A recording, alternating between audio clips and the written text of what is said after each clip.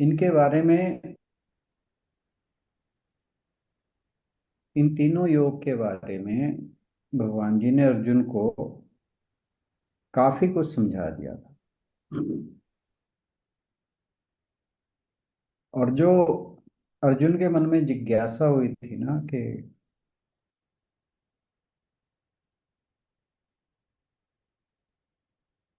थोड़ा सा मैं वो प्रसंग रिपीट कर देता हूँ, हालांकि आप सब जानते ही हैं कि कैसे उसने भरे युद्ध के मैदान में कह दिया था कि मैं युद्ध नहीं करूंगा।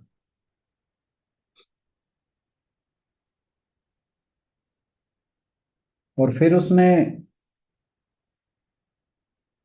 एक समय पे आके हथियार डाल दिए और कहा, क्योंकि जब भगवान जी ने उसे लताड़ा कि तू ये क्या करने जा रहा है, फिर उसे एक लगने लगा कि ये मेरे सखा भी हैं, मेरे शुभ चिंतक भी हैं, और वर्षों से हम साथ रहे हैं, कभी इन्होंने मेरे बारे में कुछ बुरा तो नहीं सोचा। तो एक मिनट के लिए उसके दिमाग में ये बात जब कौन थी, तो फिर उसने स्पष्ट कहा कि भाई मैं धर्म के विषय में मूड हो गया हूँ। धर्म, मुझे श्लोक नहीं याद आ रहा, सेवंथ श्लोक था ना, कार्पण्य दोषो स्वभाव पृच्छामि त्वां धर्म सम्मूढ़ चेता।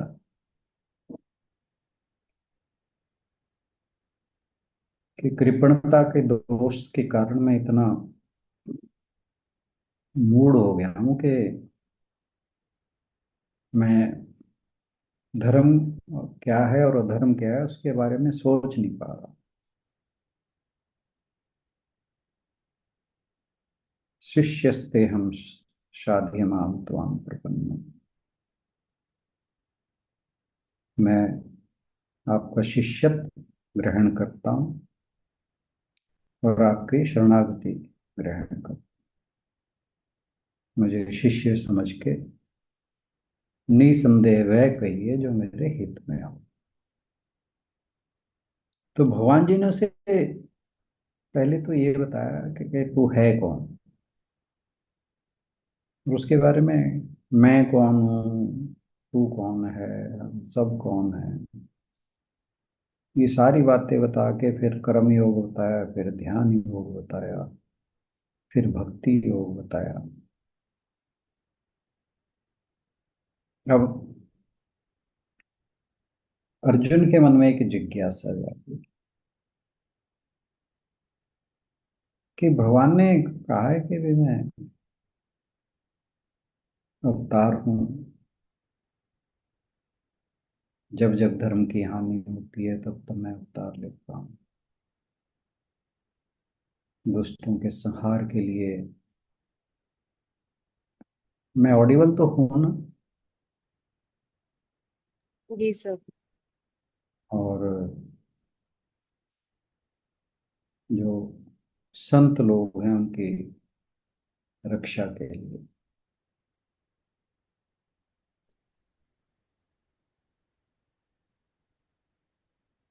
तो इसका मतलब आप भगवान हैं। तो एक नेचुरल सी जिज्ञासा जो किसी भी भक्त के मन में, किसी साधक के मन में उठ सकती है, वही अर्जुन के मन में भी उठती है कि मुझे आप अपना विश्व रूप दिखाइए। तो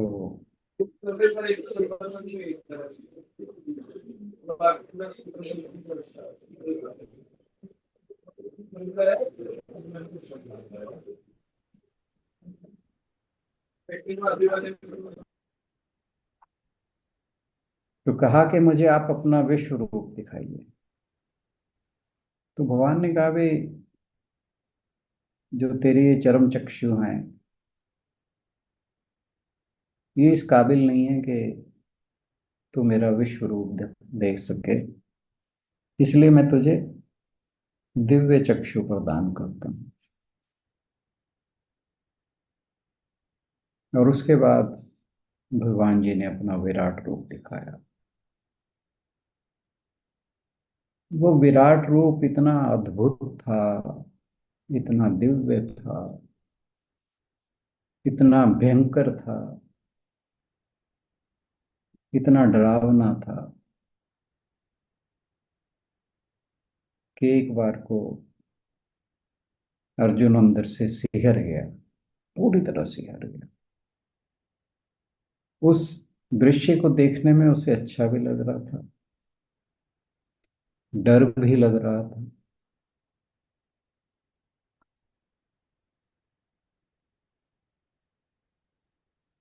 और एक बार वो पूरी तरह जब खौफ ज़दा हो गया तो उन्होंने भगवान से कहा कि मैं आपके इस दिव्य रूप को, विराट रूप को सहन नहीं कर पा रहा। आप अपने आप को समेट लीजिए, मुझे वो जो आपका चतुर्भुज रूप है वो दिखा दीजिए। तो भगवान ने अपने विराट रूप को समेटा, उसे चतुर्भुज रूप यानी विष्णु जी के रूप में दर्शन दिए, और वो फिर सहज रूप में आ गए। तो बेसिकली ये जो चैप्टर है 11, ये इसी बात के ऊपर है कि अर्जुन का जो ये जिज्ञासा थी भगवान को देखने की, उसे भगवान ने पूरा किया था। बाकी हम, मेरे ख्याल हम कुछ श्लोक इसके कर चुके थे जब मेरा तबीयत खराब हुई। तो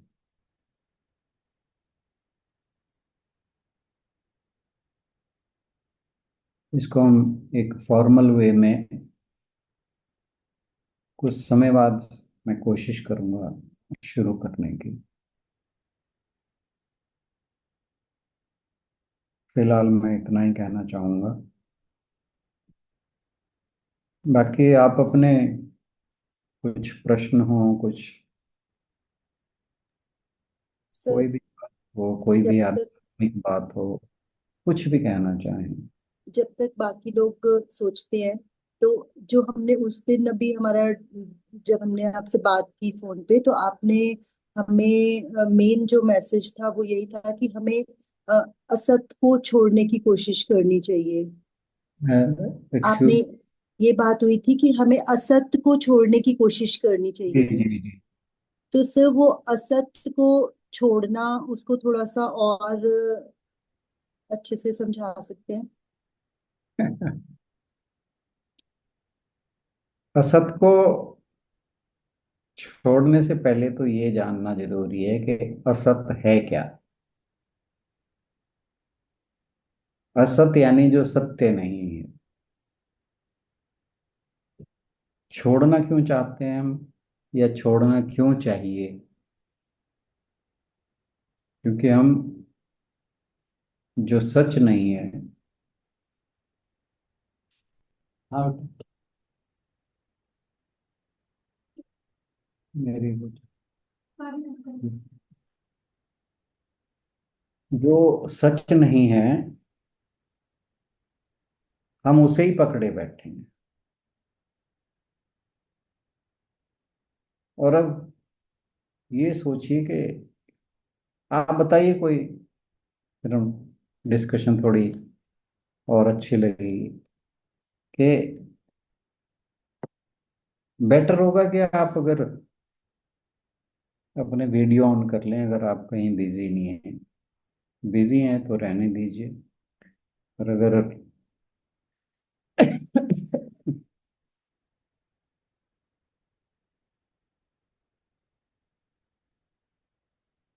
अगर आप अपना वीडियो ऑन कर सकते हैं तो प्लीज डू।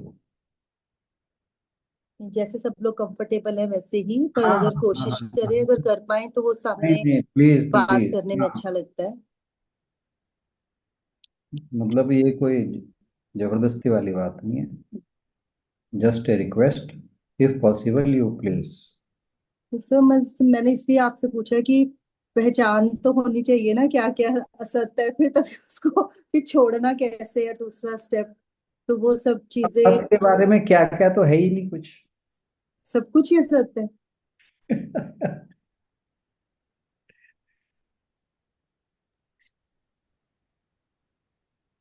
के संसार ये सत्य है। सब कुछ ही असत्य। सत्य केवल एक है। हाँ, भगवान ही सत्य है। ब्रह्म सत्यम जगत मिथ्या। यस। हाँ, बिल्कुल। लगता तो सर नहीं है ये ना सर। जिस जी चीज सॉरी। को जैसे जैसे हम अपनी कोशिश से, जैसे कहते हैं ना कि one step at a time, तो एक एक चीज छोड़ने की कोशिश करते चलें, समझते चलें कि इसके साथ जुड़े रहने से हमें क्या तकलीफ होने वाली है। जैसे हम कोई भी जब फैसला लेना होता है, मतलब कोई डिसीजन लेना होता है, तो कई बार हम क्या करते हैं कि एक पेपर लेते हैं, उसके जो फेवरेबल पॉइंट्स हैं वो लिखते हैं, जो क्यों नहीं करना है, करना चाहिए, वो लिखते हैं। फिर जिस तरफ लगता है कि मतलब जो हैवी वेट हो गया, जो भी साइड हैवी वेट हो गई, उसको हम फिर एक्सेप्ट करते हैं।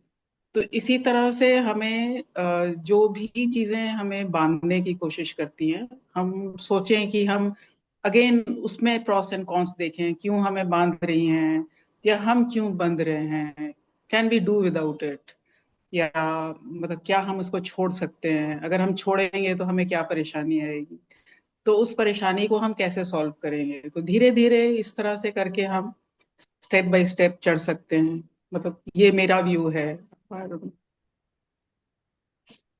मैं जब से आपसे ये सत्संग हमारा बीच में नहीं हो पाया, it's more than now, I think 1.5 years।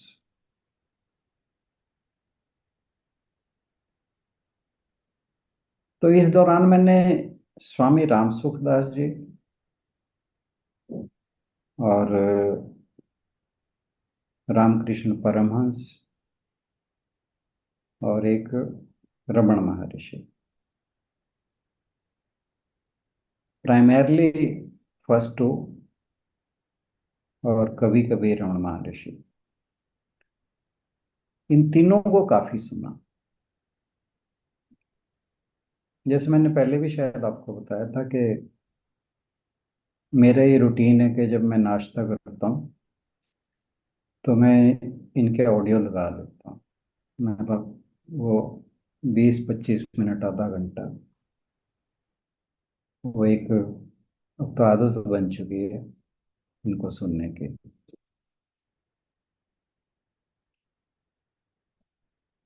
तो उसमें स्वामी राम सुखदास जी ने भी कहा है और रामकृष्ण परमहंस ने भी कहा है। रमण महर्षि तो, उनका तो जो मेन एम्फेसिस है, दैट इज अपॉन वो है माई। वो तो बड़ी एक अच्छी कहानी भी है इसके ऊपर कि एक बार एक उनके पास भक्त आया, तो वो कहता है कि भाई क्या मैं भगवान का दर्शन कर सकता हूँ? तो रमण महर्षि ने कहा कि वाई नॉट। तो कह रहा है जब उनके दर्शन कर होंगे मुझे तो क्या मैं उनसे बातचीत कर पाऊंगा? वो कहते यस। तो कह रहे वो क्या कहेंगे मुझसे? कि वो कहेंगे कि हु एम आई, इसके बारे में सर्च करो। तो उनका मेन एम्फेसिस जो था वो सिर्फ इसी बात पे था कि अपने बारे में तुम वास्तव में क्या हो ये जानो। और राम सुखदास जी और रामकृष्ण परमहंस, उनका व्यू जो है वो, उनका एम्फेसिस भक्ति के ऊपर बहुत ज्यादा है। रमण महर्षि का ज्ञान का हो गया कि स्वयं के बारे में जानना जो है ज्ञान वही है। वो कहते हैं कि भक्ति के थ्रू भी ज्ञान ही होगा वास्तव में।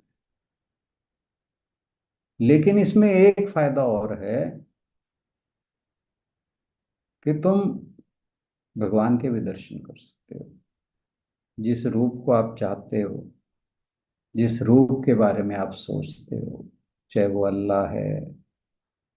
हालांकि अल्लाह के बारे में तो निर्गुण ही विचार किया जाता है, या हमारे सिख गुरु हैं,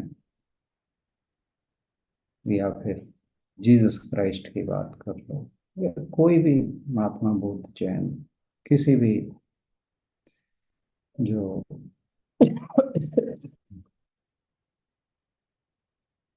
हमारे स्पिरिचुअल लीडर्स रहे हैं, भगवान रहे हैं, देव तुल्य रहे, कुछ भी कह लो,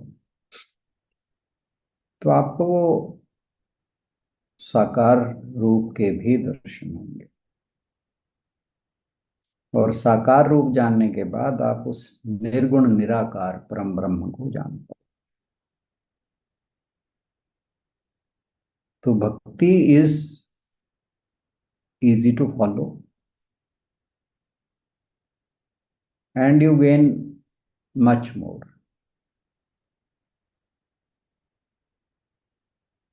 तो पर हाँ, भक्ति का मतलब ये नहीं कि सुबह उठे, ये किया और होगी जी भक्ति, चार श्लोक पढ़े, मंत्र पढ़े या आरती करी। भक्ति is entirely different cup of T.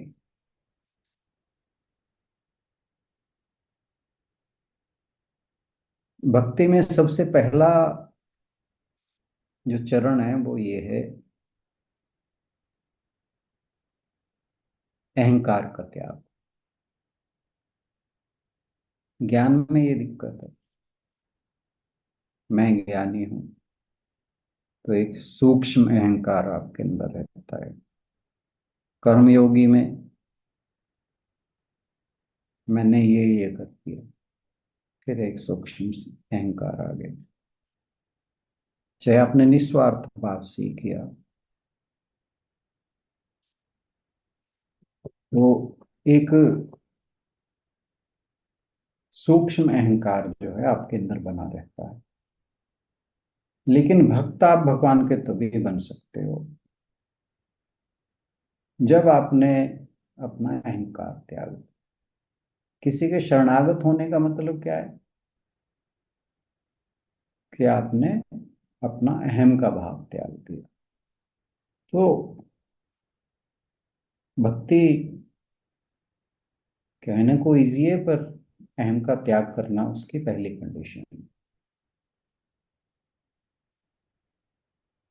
तो जो बात असत की थी,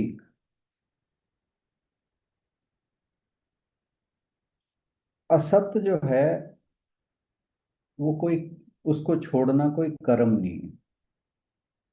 मैंने पिछले 1.5 साल में सिर्फ एक ही बात सीखी है कि हम जब कहते हैं ना कि मैंने ऐसा करना है, तो आप कर्ता बन गए। या मैंने इतना कर लिया, तब भी आप कर्ता बन गए।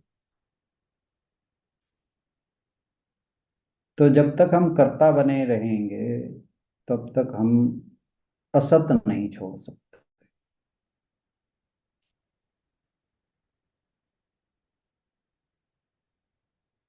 असत छोड़ने का मतलब क्या है? कि हमें असत का ज्ञान हो जाए। उस दिन भी मैं एक ये बात कह रहा था कि हमारे अंदर भगवान तो सदैव विद्यमान है। वो कोई गया थोड़ी है कहीं। पर हमारी जो ये सोच है कि हम शरीर हैं, हम मन हैं, हम बुद्धि हैं, हम अहंकार हैं, यानी जो वास्तविक मैं है वो तो हमारे भीतर ही बैठा है। वही हमें बोलने को प्रेरित कर रहा है, वही हमें सोचने को प्रेरित कर रहा है, वही हमें करने को प्रेरित कर रहा है। तो कर कौन रहा है? हम तो कुछ कर ही नहीं रहे, और ना ही हमें कुछ करना है। हमें करना कुछ नहीं, हमें केवल असत को जानकर उसका ज्ञान प्राप्त करना है, और ये जानना है कि ये असत है और ये मैं नहीं। जब आपने ये समझ लिया कि ये असत है और ये मैं नहीं हूं, तो फिर क्या रह क्या गया? फिर सत रह गया।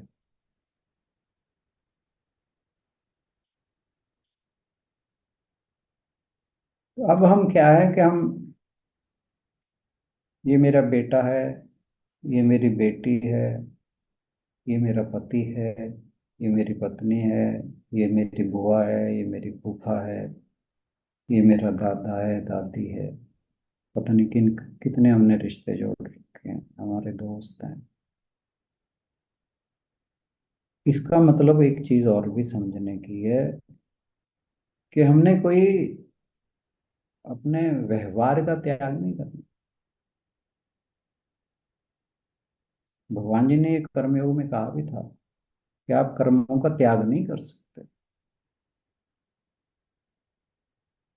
आपने सिर्फ कर्मों से संन्यास लेना। वो कैसे होगा कि आपने कर्मों का कर्ता नहीं बनना, भोगता नहीं बनना। व्यवहार में जो हो रहा है वो होने दीजिए, पर उसके कर्ता नहीं बनिए। वो कैसे होगा? वो ऐसे होगा जब हम ये कहेंगे कि जो कुछ कर रहा है वो प्रकृति कर रही है। भगवान ने भी कहा कि मैं करता नहीं हूँ, ये मेरी प्रकृति है जो सब कुछ करती कराती है। भगवान ने अपने आप को कर्ता होने से मना किया। तो ये गुणा गुणेशु वर्तन्ते, कि ये गुणों का गुणों में ही व्यापार हो रहा है, जिसके कारण ये सृष्टि चक्र चल रहा है। और आपने सृष्टि चक्र में बाधा बनकर खड़े नहीं होना है, इसलिए जो हो रहा है उसे होने दीजिए।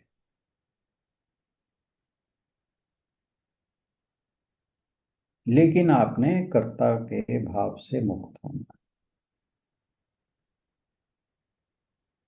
और संसार को ये सोचना है कि जो चीज प्रति क्षण बदल रही है,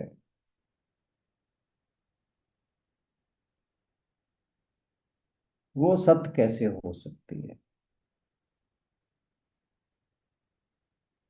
मेरा शरीर पहले बच्चा था, फिर मैं करते ही वो जवान हुआ, फिर मैं करते ही वो प्रौढ़ अवस्था में आया, मैं करते ही वो वृद्धावस्था में आया। तो यानी मैं जो है इसका एक कॉमन फैक्टर है, लेकिन जो शरीर है उसकी अवस्थाएं बदल रही हैं।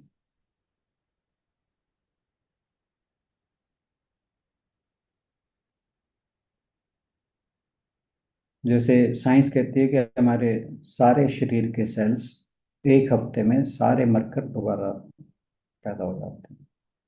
हालांकि मेरे ख्याल ओल्ड एज में वो इतना मतलब इफेक्टिवली शायद नहीं होता होगा। तो यानी अगर सेल्स के हिसाब से देखें तो हमारा शरीर तो बार बार मर रहा है, बार बार पैदा हो रहा है। ऐसे ही कुछ साल पहले हम ये शरीर जो है एग्जिस्टेंस में आया था, और कुछ साल बाद ये एग्जिस्टेंस से चला जाएगा। तो ये शरीर तो असत है। अगर ये शरीर असत है तो इससे हर जुड़ी हुई चीज, मेरा मकान, मेरा परिवार, मेरा समाज, मेरा देश, ये सब परिवर्तनशील है। अगर ये सब परिवर्तनशील हैं तो जैसे हमारा शरीर प्रतिक्षण मर रहा है, वैसे ही प्रतिक्षण ये संसार भी मर रहा है।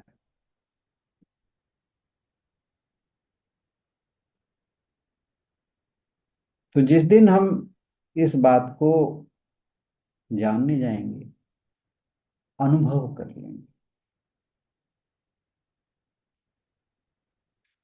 बस उसी दिन हमारे भीतर परिवर्तन हो जाएगा। क्योंकि ज्ञान या भगवान वो तो कहीं गए ही नहीं। वो तो हमारे अज्ञान से ढका हुआ है। हमारे शरीर के साथ जो तादात्म्य है, उसने भगवान को, ब्रह्म को, हमारी जो उच्चतर चेतना है उनसे ढका हुआ है। कोई कुछ कहना चाहे इस बात पर?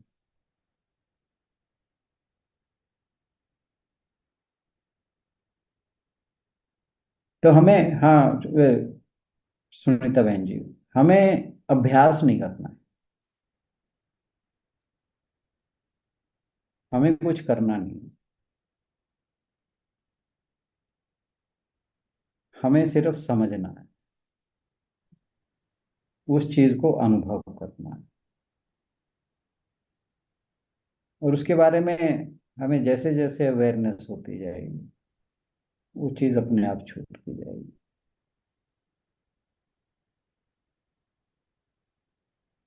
जी, कोई और कुछ कहना चाहते? ये मैंने नई बात सीखी है पिछले 1.5 साल में।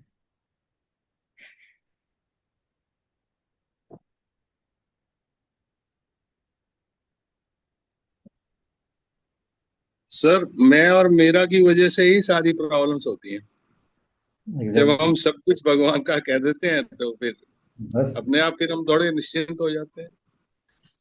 पर हम कितनी देर रहते हैं ना निश्चिंत, बात तो ये हाँ, ये बात ठीक है। है। ये कहीं ना कहीं वो हमारे थोड़ी। हमारे कॉन्शियसनेस, सब कॉन्शियसनेस को के अंदर ये चीज चली जानी चाहिए कि ये जो सब कुछ जिसे मैं अपना मानता हूँ, ये मेरा नहीं है। सही बात। पर वही है, टाइम लगता है, कोशिश करते रहते हैं। हाँ, इसे थोड़ी नहीं, इसे झटका खा याद के करते रहो, इसे याद करते रहो, हाँ, याद तो करते हैं सर। इसके बारे में होता। सोचते रहो, इसके बारे में सोचते रहो। जब भी ख्याल आए, नहीं, ये मेरा नहीं। मैं जैसे कई बार पैसे की बात होती है ना, या कुछ, अब जैसे अब कुछ कर नहीं रहे, यार ये कर ले, काहे के लिए करेंगे,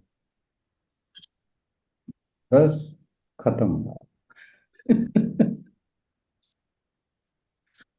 हाँ, इतनी सी बात सोची तुमने, वो आगे की जितने भी विचारधारा है, विचारों की श्रृंखला है, ये करना है, ये ऐसे होगा, वो ऐसे होगा, वो ऐसे होगा, सब that stops that moment only.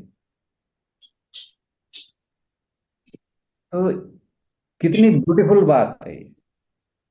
मतलब नहीं तो मैं, हो सकता है रात को सोऊं भी ना उस बात को सोच सोच के कि मैंने ये करना है, मैंने इससे करूंगा तो ये हो जाएगा, ऐसे करूंगा तो ये हो जाएगा, ऐसा करूंगा तो ये हो जाएगा। ठीक होता रहेगा, जो होना है हो जाएगा।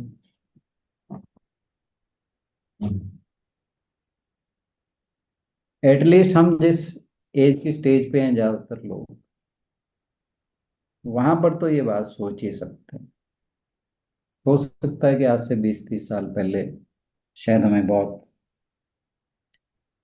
इस बात को लेके डिफिकल्टी होती सोचने में, और आज सोच सकते। क्यों सर? सही बात है सर। और जितनी जल्दी अपने आप को समझा लें वो ज्यादा बेटर रहता है। बस बस। विचार श्रृंखला में तो बढ़ती चली जाती है। हाँ जी, हाँ। सर पर थैंक यू बात सर। तो बात तो ये है ना कि समझाना भी क्यों है, आपने ही तो कहा है आज वाले मैसेज में ही, वो फुटबॉल की तरह बन जाओ। भगवान ने जो जहां ले जाना होएगा, जहां समझाना होएगा, जब समझाना होएगा समझा देंगे, फिर हम पहले एफर्ट फुटबॉल बनो। हैं, फुटबॉल बन गए हैं। मैं ये जो बात कर रहा हूँ ये फुटबॉल बनने की तो बात कर रहा हूँ। वो तो फिर हमें लाते मार के तो फिर वो कहीं ना कहीं पहुंचा ही देगा। बस हमारा काम इतना है कि हम अगर वो लाते मार रहे हैं तो उसके अंदर भी हम ये सोचें कि वो हमारे भले के लिए ही कर रहे हैं जो कुछ कर रहे हैं। वो बुरा कर ही नहीं सकता। वो भगवान है। वो किस किसी श्लोक में है कि वो हमारा सबसे बड़ा सुहृद है। हम्म। उससे बड़ा वेल विशर हमारा कोई नहीं है। तो वो हमारा बुरा कैसे कर सकता है? किसी का भी बुरा कैसे कर सकता है? किसी के साथ भी वो भेदभाव भी कैसे कर सकता है? उसकी सब अपनी संतान है। तो ये भी सोचने की जरूरत नहीं है कि जो कर रहा है वो अच्छा कर रहा है। ये सोचो कि हम उसके बच्चे हैं। हम ये सोचें कि वो अच्छा कर रहा है, नहीं वो अच्छा कर रहा है, इसका मतलब जहां आपने नहीं वो अच्छा कर रहा है ये सोचा, इसका मतलब कि आपको लगा था कि कुछ बुरा हो रहा है। हमें तो लग ही रहा होता है ना, क्योंकि हमारी मर्जी नहीं चल रही होती। फिर हम समझाने के लिए वापस आते हैं, नहीं। फिर हम अपने आप को समझाते हैं कि भगवान जी थप्पड़ मार रहे हैं या कुछ कर रहे हैं तो हमारे अच्छे के लिए ही कर रहे होंगे। एक्चुअली बात होता है कि हमारा जो समर्पण है ना वो पूर्ण समर्पण नहीं है। वो आंशिक है, सुविधा अनुसार है। ये गड़बड़ है। ये हमें आपने बिल्कुल सही बात कही। वो जब हम हम सुविधा होती है हम उसके शरणागत हो जाते हैं, जब नहीं होते हैं तो आज मैंने ये किया, आज मैंने उसे दान दिया, आज मैंने मंदिर में इतने पैसे चढ़ाए, आज मैंने फलाने की इतनी हेल्प कर दी। फिर नहीं हम कहते भगवान कर रहा है हेल्प। तो हमारा जो शरणागति है ना वो सुविधा अनुसार है।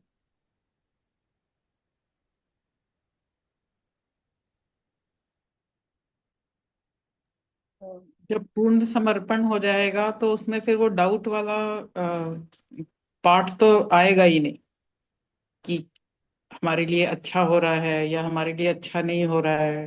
वहां तक फिर हमारी सोचना ही नहीं रहेगा फिर हमारा, जब पूर्ण शरणागति हो गई।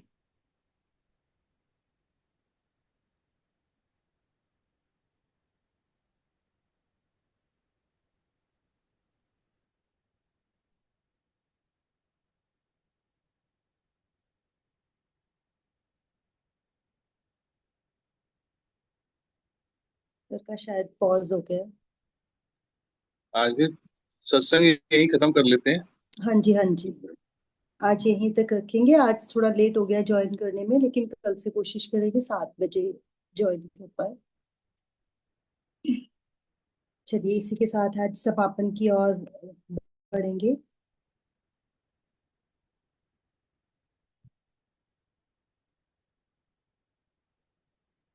हरि ओम तत्सत। हरि ओम तत्सत। हरि ओम तत्सत। कल मिलते हैं अगले चर्चा के साथ। Thank you everyone. प्रणाम।